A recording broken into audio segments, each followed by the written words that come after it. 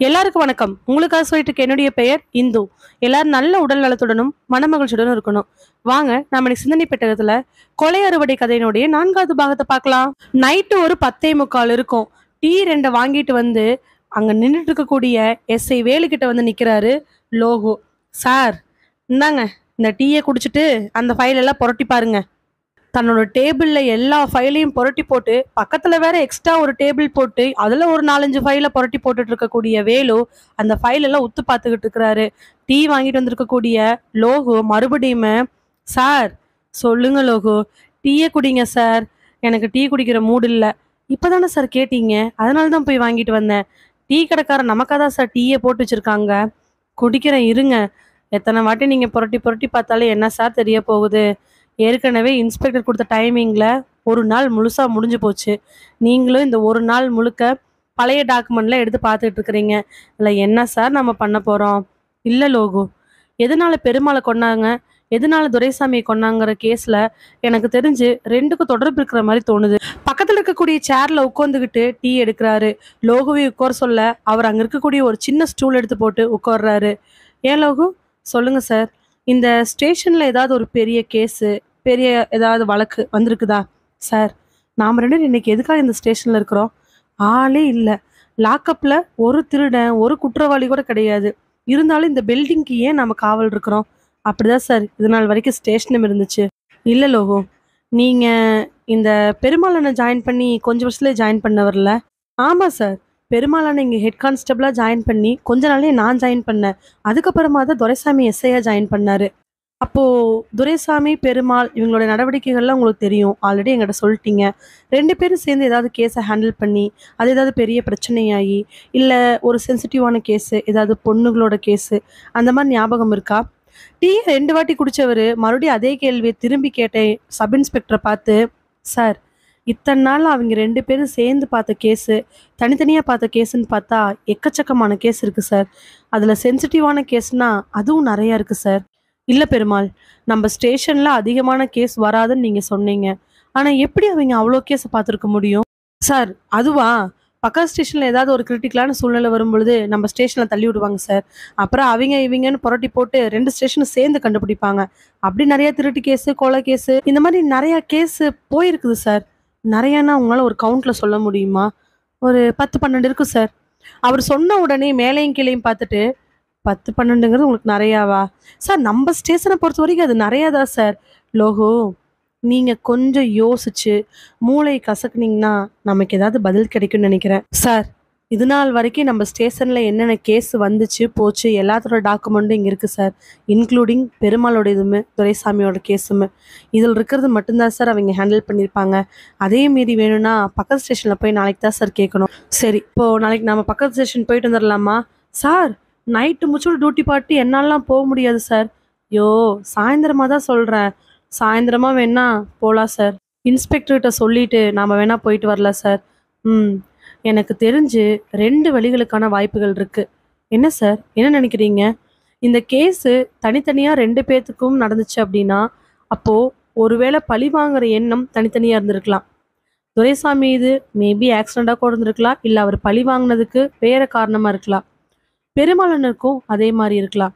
இல்லை 2 பேருமே ஒன்று அப்படின்னா 2 பேரும் சேர்ந்து பார்த்த கேஸில் அவங்க 2 பேரும் ஏதாவது பண்ணியிருக்கணும். அதுலேயும் 2 காரணம் இருக்கலாம். ஒன்று, குற்றம் செஞ்சவங்களை இவங்க கடுமையாக தண்டிச்சோ, இல்லை கண்டுபிடிச்சோ போலீஸு கோர்ட்டில் சமர்ப்பித்து அவங்களுக்கு தண்டனை வாங்கி கொடுத்து அந்த தண்டனைக்கு உட்பட்டவங்க வெளியில் வந்து இவங்களை வந்து டார்கெட் பண்ணி கொண்டிருக்கலாம். இல்லை ஏதாவது ஒரு பெரிய ஆள் இந்த மாதிரி பண்ணலாம். இன்னொரு காரணம், நல்லவங்களை யாராவது இவங்க தண்டிச்சுட்டு அதுக்கப்புறமா அவங்க ஏதாவது பழி வாங்க துடிக்கலாம். இதுக்கான வாய்ப்புகள் தான் இருக்குது. சார், இதைத்தானே சார் நேற்றே நீங்கள் சொன்னீங்க? ஆமாங்க, இதைத்தான் நான் நேற்று சொன்னேன். ஆனால் இதுக்கு பின்னாடி என்ன இருக்குது நம்ம கண்டுபிடிக்கணும் அப்படின்னா இவங்க ஹேண்டில் பண்ண கேஸ் தான் நம்ம பார்க்கணும். சொல்லிட்டு மறுபடியும் ஃபைலை புரட்டி புரட்டி பார்த்துட்ருக்கிறாரு எஸ்ஐ வேலு. எந்த வழியில் போகிறதுன்னு சுத்தமாக எதுவுமே புரியல. தான் கையில் இருக்கக்கூடிய நூல்கண்டில் எக்கச்சக்கமான முடிச்சிருக்கு.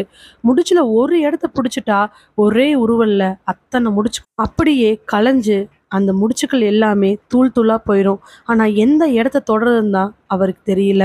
சார், கம்முன்னு இந்த ஃபைல்லாம் மூடி வச்சுட்டு போய் உட்காருங்க சார். கண்ணெல்லாம் பாருங்க எப்படி இருக்குன்னு.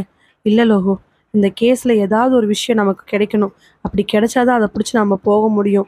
அதுக்கு நம்ம மண்டையை போட்டு குழப்பி தான் ஆகணும். இந்த கேஸில் இருக்கிறத வச்சு பார்க்கும் பொழுது எல்லாமே சாதாரண கொலை கொள்ளை இப்படி தான் இருக்குது. பெரிய ரவுடி கூடயோ இல்லை பெண்கள் சம்மந்தமாவோ இல்லை பெண்களையோ இவங்க எதுவுமே டச் பண்ணலை. அப்படி இருக்கும் பொழுது என்ன காரணம்? இந்த கேஸில் இருக்கக்கூடியவங்க யாராவது இவங்கள பார்க்கணும், இல்லை இவங்கள கொல்லணும், இவங்கள பழி வாங்கணும்னு நினச்சாங்கன்னா அதெல்லாம் ரொம்பவே சாதாரணமான விஷயமா இருக்குது. சார், நமக்கு அது சாதாரணமாக இருக்கலாம். அதை அனுபவிச்சவனுக்கோ இல்லை குற்றம் வாங்கினவனுக்கோ பெருசாக இருக்கலாம்ல சார். இருக்கலாம் லோகோ. அதுக்கு தான் நாளைக்கு பக்கத்து ஸ்டேஷனுக்கு போகிறோம், என்னன்னு கண்டுபிடிக்கிறோம். லோகோ, பழைய எஃப்ஐஆர்ல எல்லாமே நான் பார்த்துட்டேன். அதுக்கு முன்னாடி ஏதாவது எஃப்ஐஆர் இருக்கா? இல்லை சார், நான் கொடுத்த வரைக்கும் தான் எஃப்ஐஆர் புக்கு, வேற எந்த புக்குமே கிடையாது. எல்லா கேஸையுமே ரீட் பண்ணிட்டேன். அதுலேயுமே அப்படி ஒன்றும் பெருசாக இருக்கிற மாதிரி தெரில. ரொம்ப கம்மியான கேசஸ் தான். மண்டை போட்டு குழப்பிக்கிறாரு சப் இன்ஸ்பெக்டர் வேலு. அடுத்த நாள் ஷிஃப்ட் முடிஞ்சு டியூட்டிக்கு ஜாயின் பண்ணும் பொழுது சாயங்காலம் 6 மணி ஆயிடுது. வீட்டிலேருந்து கிளம்புற வேலு ஃபோன் எடுத்து லோகுக்கு கால் பண்ண, லோகு எங்கே இருக்கீங்க? வீட்டுக்கு வந்துடுறீங்களா? இல்லை நான் வரட்டுமா? சார், இன்ஸ்பெக்டர் 4 மணிக்கே ஃபோன் பண்ணிட்டாரு. நான் உங்களுக்கு ஃபோன் பண்ணான்னு நினச்சேன், அவசரத்தில் மறந்துட்டேன். என்ன, ஸ்டேஷனில் ஆள் இல்லை, என்னை வர சொல்லிட்டாரு. நான் ஸ்டேஷனுக்கு வந்துட்டேன் சார். நீங்கள் வேணால் பக்கத்து ஸ்டேஷன் வரைக்கும் போயிட்டு வாங்க சார். அப்படியா? சரி லோகு, ஸ்டேஷன்லேயே இருங்க, நான் பக்கத்து ஸ்டேஷனுக்கு போயிட்டு வந்துடுறேன். இன்னைக்கு நைட்டும் நம்மளுக்கு தான் டியூட்டி. அந்த ஃபைல்லாம் எடுத்து வைங்க, நான் வந்துடுறேன். பக்கத்து ஸ்டேஷன்லேருந்து ஏதாவது கிடச்சிட்டாலும் வாங்கிட்டு வரேன். சரி சார். வேலு ஃபோனை வச்சுட்டு பைக் எடுத்துட்டு அந்த ஸ்டேஷனுக்கு போகிறக்காக போகிறாரு. தான் வீட்டிலேருந்து கிட்டத்தட்ட ஒரு 2.5 கிலோமீட்டர் வந்ததுக்கப்புறமா ஒரு குறிப்பிட்ட இடத்துல பைபாஸ் ஆரம்பிக்குது. அங்கிருந்து ஒரு 3 கிலோமீட்டர் பைபாஸ். அது போனதுக்கப்புறமா ஒரு லெஃப்ட் சைடு திரும்பினோம்னா அங்கேயும் மறுபடியும் ஒரு நீளமான சாலை, ஒரு மேம்பாலம் மாதிரி. அதிலிருந்து இறங்கி ரைட் சைட் கட் பண்ணி போனோம்னா தான் அந்த ஸ்டேஷனுக்கு போக முடியும். ஆனால் வேலு பைபாஸில் வண்டி ஏற்றின உடனே வேலுவோட வண்டி ஒரு மீடியம் ஸ்பீடில் போயிட்டுருக்குது. அதே சமயத்தில் பின்னாடி ஒரு லாரி ஒன்று தெரியுது. லாரி ஒன்று வேலு பக்கத்தில் நெருங்க பின்னாடி போக, வேலுவோட பக்கத்தில் நெருங்க பின்னாடி போகன்னு வந்துக்கிட்டே இருக்குது. என்னமோ தெரில, வேலுவோட மனசுக்குள்ளே அந்த லாரி வேலுவை ஃபாலோ பண்ணுதுன்னு தோணவே வேலு டக்குன்னு ஓரத்தில் வண்டியை நிறுத்திட்டு நின்னுறாரு. வேலு வண்டியை நிறுத்திட்டு திரும்பி பார்க்க லாரியும் அப்படியே ஸ்லோவாகுது. வேலுவுக்கு இது ஏதோ மனசுக்குள்ள ஒரு பெரிய கேள்வி ஏற்படுத்தவே அவர் அப்படியே அங்கிருந்து இறங்குறாரு. இறங்கி அந்த லாரி கிட்ட போய் கையை நீட்டுறாரு. லாரி அப்படியே மெல்ல நிக்குது. யூனிஃபார்ம்ல இருக்கிறத பார்த்த உடனே அந்த லாரியில் இருக்கிறவங்க வண்டியை நிறுத்த அவரு அந்த லாரியை தட்டுறாரு. அங்க கிளீனர் பக்கம் உட்காந்து இருக்கிறவர் எட்டி பார்த்து, சொல்லுங்க சார், எதுக்காக நீ ஸ்லோ பண்ற போற, என்ன விஷயம்? இல்லை சார், போலீஸாக இருக்கீங்க, கிராஸ் பண்ணலாமா வேண்டாமான்னு ஒரு சந்தேகம் சார், அதனால தான். என்னையா நக்கலா? இவ்வளோ பெரிய பைபாஸ் ரோட்டில் போலீஸ்காரனை கிராஸ் பண்ணி போகக்கூடாத ரூல்ஸ் இருக்கா என்ன? இல்லை சார், அப்படிலாம் இல்லை சார். எங்கேருந்து வரீங்க? தருமபுரியிலேருந்து வரோம் சார். எங்கே போயிட்டுருக்குறீங்க? மதுரை வரைக்கும் போயிட்டுருக்குறோம் சார். டிரைவிங் லைசன்ஸு எல்லாம் இதை காட்டுங்க பார்க்கலாம். டிரைவர் சீட்டில் இருக்கிறவர் வண்டிக்கு தேவையான புக்கு, அவங்க 2 பேருக்கு தேவையான ஆதாரு, பேனு, டிரைவிங் லைசன்ஸு எல்லாத்தையும் காட்டினதுக்கப்புறம் அதை செக் பண்ணி முடிச்சுட்டு மறுபடியும் கொடுத்துட்டு, வண்டி எடுத்துகிட்டு கிளம்புங்க, வண்டி நம்பர் நோட் பண்ணி வச்சுருக்கேன், எங்காவது இடையில நின்றுச்சு அவ்வளோதான். வண்டி டிரைவருக்கு சொந்தமானதுன்னு தெரிஞ்சதுக்கப்புறமா அவர் எல்லாத்தையும் சொல்லி அனுப்பவே அவங்களுமே சப் இன்ஸ்பெக்டர் வண்டிக்கு முன்னாடி போயிடுறாங்க. இருந்தாலும் வண்டி ஒரு மீடியம் ஸ்பீடில் தான் போயிட்டுருக்குது. இன்னும் மனசுக்குள்ள ஒரு கேள்வி தான். ஆனால் புக்கெல்லாம் செக் பண்ணி பார்க்கும் பொழுது கரெக்டாக தானே இருந்துச்சு. யோசிச்சுக்கிட்டே வண்டி ஓட்டிட்டு இருக்கிற அதே நேரத்தில் பின்னாடி வேற ஏதாவது வருதா என்னன்னு சொல்லி பார்க்கலான்ட்டு எதிர்ச்சியா தன்னோட இடது பக்க கண்ணாடியை பார்த்த சப் இன்ஸ்பெக்டர் வேலுவுக்கு பெரிய அதிர்ச்சி. ஏன்னா 2 பைக்கில் உச்சிலேருந்து பாதை வரைக்குமே க்ளோஸ் பண்ணிக்கிட்டு 2 பைக்கில் 2 பேர் உட்காந்துக்கிட்டு ரொம்ப ஃபாஸ்ட்டாக வராங்க. இதில் அவருக்கு பயப்படுறதுக்கும் ஆச்சரியத்துக்கு காரணம் என்ன அப்படின்னா, 2 பேரும் வேலுவோட வண்டிக்கு பக்கத்தில் வந்த உடனே தங்களுக்கு பின்னாடி இருக்கக்கூடியவங்க தன்னோட முதுகிலிருந்து ஒரு பெரிய கட்டை எடுத்து வேலுவோட வண்டியை நோக்கி அப்படியே வராங்க. ஆக்சுவலாக அவங்க 2 பேருமே அந்த கட்டையை அப்படியே வச்சுட்டு வந்தாங்கன்னா நிச்சயமாக வேலுவோட மண்டையிலோ முதுகுலையோ அடிபட்டு வேலு பைபாஸில் அப்படியே உருண்டு போய் விழுகிறதுக்கான வாய்ப்புகள் இருக்குது. நொடி பொழுதுல அதை புரிஞ்சுக்கிட்டவர் அவங்க இடது பக்கமாக குச்சி வச்சிருக்கிறாங்கன்னு தெரிஞ்சு இவர் வலது பக்கமாக அப்படியே ரோட்டுக்கு அந்த பக்கம் கிராஸ் பண்ணி போயிடுறாரு. வண்டியில் வந்தவனுங்க நல்லா கிராஸ் பண்ணி போய் நின்றுட்டு திரும்பி பார்க்குறாங்க. வண்டி நின்று வேலுவை பார்க்கவே வேலுவுக்கு கிளியரா புரிஞ்சிருச்சு. வந்தவனுங்க வேலுவை அடிக்கிறதுக்காக தான் வந்திருக்காங்க அப்படின்னு. வேலு பைக்ல நின்றுட்டு இருக்க அவனுங்க வண்டியை திருப்பிட்டு மறுபடியும் வேலுவை நோக்கி வராங்க. முன்னாடி உட்காந்துருக்கிற 2 பேரும் வண்டியை ஓட்ட, பின்னாடி உட்காந்துருக்கிற 2 பேரும் கட்டைய வலது கைக்கு மாத்திட்டு அவனை நோக்கி வராங்க. வேலு தயாரா இருக்காரு. வேலுவுக்கு இப்ப என்ன பண்றேன்னே தெரியல. இதுல 4 பேர் இருக்காங்க. 4 பேர் அடிச்சாங்கன்னா நிச்சயமா வேலுனால சமாளிக்கிறது ரொம்ப கஷ்டம். அது மட்டும் இல்லாம சாயங்காலம் 6:30 மணி ஆயிடுச்சு. இருட்டு கட்டுற நேரம். யாராவது உதவிக்கு வருவாங்களாங்கிற சந்தேகமே இருந்துச்சு. அதனால கண்ணு கெட்டின தூரத்துல பார்க்க வேலுட்டு இருந்து ஒரு 500-400 மீட்டருக்கு அந்த பக்கமா 2 செங்கல் கிடக்கிறது தெரியுது. வேலு வேகமா அந்த செங்கலை நோக்கி ஓடுறாரு. வண்டியை ஏற்கனவே சைடு ஸ்டாண்ட் போட வேகமா அந்த செங்கல் நோக்கி போறதுக்குள்ள இந்த பைக் 2ம் அவரை நோக்கி வருது. வேலு கீழே குமிஞ்சு 2 கையாலையும் 2 செங்கலை எடுக்க வண்டியில வந்தவனுங்க அங்கிருந்து குச்சியோட அந்த கட்டையோட வேலு நோக்கி வராங்க.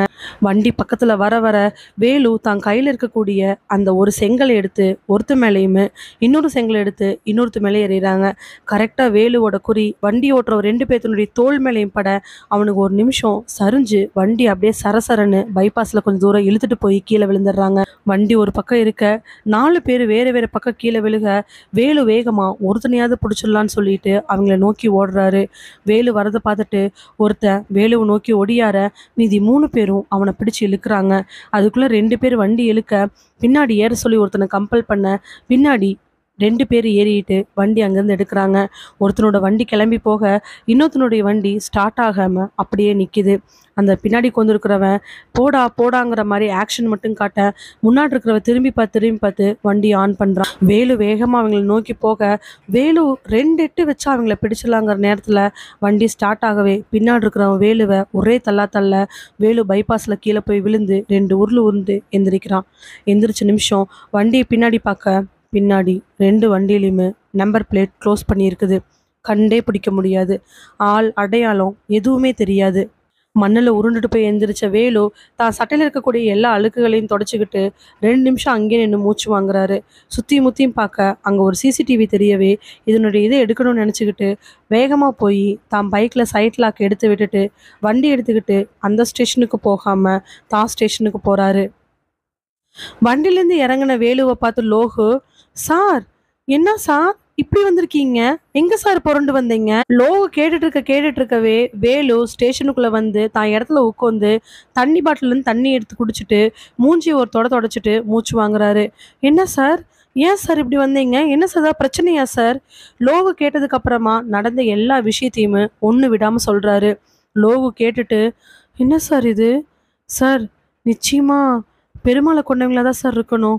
ஏன்னா நீங்கள் இந்த கேஸை ஹேண்டில் பண்ணுறீங்கிற விஷயம் தெரிஞ்சுக்கிட்டு தான் சார் உங்களை கொல்றதுக்கு பிளான் பண்ணியிருக்கணும். ஆமாம் லோகு, நானும் அப்படி தான் நினைக்கிறேன்.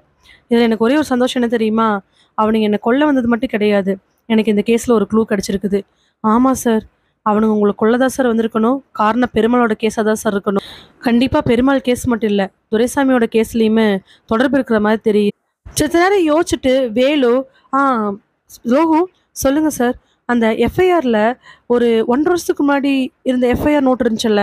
ஆமாம் சார், அதை முதல்ல எடுத்துகிட்டு வாங்க. ஏன் சார், என்ன விஷயம்? அதை எடுத்துகிட்டு வாங்க, நான் சொல்கிறேன். வேகமாக போய் அந்த குறிப்பிட்ட எஃப்ஐஆர் நோட்டை மட்டும் எடுத்து கொண்டாந்து முன்னாடி வைக்க, என்ன சார், என்ன விஷயம்? வந்த 4 பேரும் வயசு பசங்க. நான் எஃப்ஐஆரை படித்து பார்க்கும் பொழுது ஊட்டியிலிருந்து வந்த ஒரு 5-6 பசங்க இங்கே ஒரு கேஸில் மாட்டி அதுக்கு இங்கேயே எஃப்ஐஆர் போட்டு அதில் பெரிய பிரச்சனையாச்சுன்னு அந்த எஃப்ஐஆரில் இருந்துச்சு. அந்த கேஸை ஹேண்டில் பண்ணது துரைசாமியும் பெருமாளும் தானே சார்? ஆமாம் சார், 1.5 வருஷத்துக்கு முன்னாடி ஊட்டியிலிருந்து இங்கே வந்துருந்தானுங்க சார். அது என்ன பிரச்சனை அப்படின்னா 2-3 கேஸ் இருந்துச்சே சார் அவங்க மேலே. ஆமாம் லோகு, ஒன்று திருட்டு கேஸு, ஒன்று ஒரு பொண்ணை வந்து பாலியல் ரீதியாக வன்கொடுமை பண்ணது, இன்னொன்று அவனுக்கு ஊட்டியிலேருந்து இங்கே வந்ததே வேற ஏதோ ஒரு பெரிய தப்பு பண்ணுறதுக்காகன்னு சொல்லி மென்ஷன் பண்ணியிருந்துச்சு. ஆமாம் சார், அது சந்தேகமான கேஸ் தான் சார். அந்த கேஸை அதுக்கப்புறம் நாங்கள் ஊட்டிக்கே மாற்றி விட்டுட்டோம் சார். பல பிரச்சனைக்கு அப்புறம் இன்ஸ்பெக்டர் தான் சார் எதுக்கு தலைவலின்னு சொல்லிட்டு அந்த கேஸை ஊட்டிக்கே மாற்றி விட்டார். வேணுங்கிற டாக்குமெண்ட்டில் எப்படியோ ப்ரொசீட் பண்ணி சிரமப்பட்டு மாற்றி விட்டோம் சார். ஆனால் அந்த பசங்க ஒரு 1.5 வருஷத்துக்கு முன்னாடி வந்திருப்பாங்களே சார்? ஆமாம், 1.5 வருஷத்துக்கு முன்னாடி கரெக்டாக ஏப்ரல் மேலே வந்தாங்க. ஆமாம் சார், அவன் வெயில் தாங்க மாட்டாமல் டூர் போறதுக்காக ஊட்டி, கொடைக்கானல் போகும்பொழுது, "அவனுங்க எதுக்கு சார் ஊட்டி விட்டுட்டு நம்ப ஊருக்கு வந்திருக்கணும்? கேட்டா ஊர் சுத்தி பார்த்து வந்தோம், அத பண்ணுனோம், இத பண்ணுனோம், படம் எடுக்க வந்தோம்ன்னு" எக்கச்சக்கமா பொய் சொன்னானுங்க சார். ஆனா விசாரிச்சு பார்க்கும்பொழுது, பக்கா ஃப்ராடுங்கன்னு தெரிஞ்சுச்சு சார். 6 பேர்லாம் இல்ல சார். ஒரு 5 பேர் தான் இருந்திருப்பாய்ங்க சார். ஆமா வேலு. என்னை இன்னைக்கு தொரத்திட்டு வந்த 4 பேத்தையும் பார்க்கும்பொழுது, சின்ன வயசு பசங்க மாரி தான் இருந்துச்சு. நான் கேஸ் புக்க வாசிச்சு பார்த்தேன், எஃப்ஐஆர் வாசிச்சு பார்த்ததுல, கேஸ் ரிலேட்டடா இருக்கிறது ஒரு 2, 3 கேஸ் தான். அதுலயுமே சின்ன வயசு பசங்க ஒருத்தரோ, 2 பேரோ தான் மிங்கிள் ஆயிருக்காங்க. ஆனா இந்த கேஸ்ல மட்டும் தான் 4, 5 பசங்க இருக்காங்க. அதனால மேபி அந்த பசங்களா இருக்கறக்கு வாய்ப்புகள் ரொம்ப அதிகம். இப்போ அந்த பசங்கள பத்தி நம்ம தெரிஞ்சுக்கணும். எப்படி தெரிஞ்சுக்கிறது? சார், இந்த கேஸ ஹேண்ட் ஓவர் பண்ண ஊட்டி போலீஸ்க்கே நம்ம ஃபோன் பண்ணி கேட்கலாம் சார். அவங்க நமக்கு வேணுங்கிற டீட்டெயில்ஸ் சொல்லுவாங்க. ஆமா லோகு. நாளைக்கு காலைல நம்மளோட வேலை அதான். இந்த கேஸ்ன பத்தின எல்லா ஃபைலையும் எடுத்துட்டு வாங்க. எஃப்ஐஆரே காட்டுங்க. நாம இந்த கேஸ பத்தி ஃபுல்லா பார்த்துட்டு, நாளைக்கு நம்ம காலையில ஊட்டி போலீஸ் கிட்ட பேசியாகணும். சப் இன்ஸ்பெக்டர் வேலு அப்படி சொன்ன உடனே, லோகு உடனே, சார் நாம இன்ஸ்பெக்டர் கிட்ட ஒரு வார்த்தை சொல்லிடலாமா சார்? எதுக்கு? இல்ல சார், இந்த பழைய கேஸ வேண்டாம் லோகு. இந்த கேஸ்ல என்ன பண்ணுவீங்களோ, எது பண்ணுவீங்களோ, குற்றவாளிய கண்டுபிடிங்கன்னு அவர் தானே சொன்னாரு. குற்றவாளிய நெருங்கிட்டோம்னு நான் நினைக்கிறேன். குற்றவாளிய கண்டுபிடிச்சுட்டு, அதுக்கப்புறமா இன்ஸ்பெக்டர் சொல்லிரலாம். வேலு சொல்றதுலயும் ஏதோ ஒரு உண்மை இருக்கவே, லோகு சரின்னு தலையாட்டுறாரு. நிஜமாலுமே எஸ்ஐ வேலு குற்றவாளிகள நெருங்கிட்டாரா என்ன?